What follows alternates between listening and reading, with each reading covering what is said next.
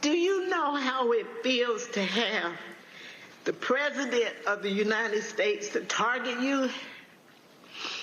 The President of the United States is supposed to represent every American, not to target one, but he targeted me, Lady Ruby, a small business owner, a mother, a proud American citizen who stand up to help Fulton County run an election in the middle of the pandemic. That was Georgia election worker Ruby Freeman in testimony for the House January 6th committee in 2022 about being targeted by former President Donald Trump after his 2020 loss in her state. Nearly 4 years later, Trump and his allies are reportedly taking things even further in Georgia with the help of the state's Republican-controlled legislature. According to Rolling Stone, quote, Trump-loving elements of the Georgia GOP have wielded that advantage in a crusade to convert discredited election conspiracy theories into policies well ahead of Election Day 2024. Those tactics reportedly include new laws to limit mail-in and early voting, pushing out Republican officials who believe in free and fair elections, and plans to challenge Georgia's final result, even if Trump wins, just to prove a point about imaginary fraud in Democratic areas. Joining us now, senior political reporter at Rolling Stone, Aswin Subsang, who broke this story. Aswin, tell us more about what you found in Georgia. Well, this is a situation where in the state of Georgia for 2024, obviously it's one of just a handful of states that is going to determine the fate of the 2024 presidential election. Now, just to be clear up front, if the current polling holds, it looks like Donald Trump has a good chance of winning Georgia outright. Having said that, he and his allies, including in and out of the state of Georgia, are not willing to leave that up to chance. The way they are viewing Georgia at the moment, in some of the most granular ways that for years they've been trying to make actual policy and electoral processes changes in the state, is to try to solidify in Georgia a electoral philosophy of heads I win, tails you lose. That after all, is one of the defining traits of Trumpism, both with regards to elections and so much else.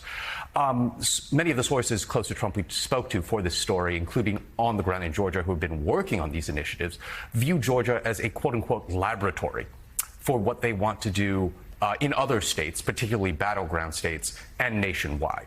Now, the reason Georgia is unique in this situation is because, unlike, say, Pennsylvania, Wisconsin, or even Arizona, the reason it can be so much of a MAGA laboratory in this sense is because they have unified control of so much of the state when it comes to the Republican Party in the legislature, the governor, the lieutenant governor, the election board. The lieutenant governor is someone who is currently under investigation in the state because of his efforts to help overturn the election for Donald Trump in 2020. So what we found in our reporting, and I can get into it a little bit more specifically if you'd like, if there is a very step-by-step process on so many fronts to wage this war. And it sits, and Donald Trump sits atop this sprawling network, regularly receiving briefings on this and doing what he can even to pressure Republicans in the state to oust obscure Republican officials who aren't kowtowing to the cult of Trump and committing to try to help, to speak bluntly, rig an election for him. Aswin, as you look at this, though, and I'm familiar with Georgia, full disclosure, we have an office in Atlanta of National Action Network. The people were in place, the Republicans, last election. Yet Biden was able to win. We were able to elect the first Jewish U.S. senator, the first black U.S. senator.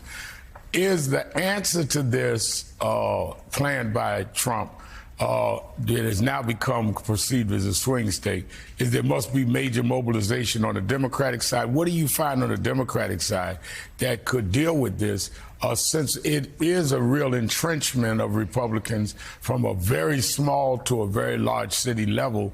They control a lot of the state apparatus. Well, of course, an answer if you are a Democratic operative or the Biden campaign, to win a state like Georgia right now is to maintain the margins that you did in 2020. According to the latest slate of polling, it doesn't look like that is necessarily going to be the case. And whatever the polling shows now, there's a very good chance that in Georgia and elsewhere, this is going to be fought at the margins. And what the Republican Party and the Trumpist elements and so many others in Georgia are doing right now on the right is to try to hack at the margins as much as they can, whether it comes to purging voter rolls or trying to MAGAfy the state election board and try to give it powers that it is not necessarily constitutionally allowed to have. Drop box voting and all. Right, and really put the screws to mail-in voting and things like that.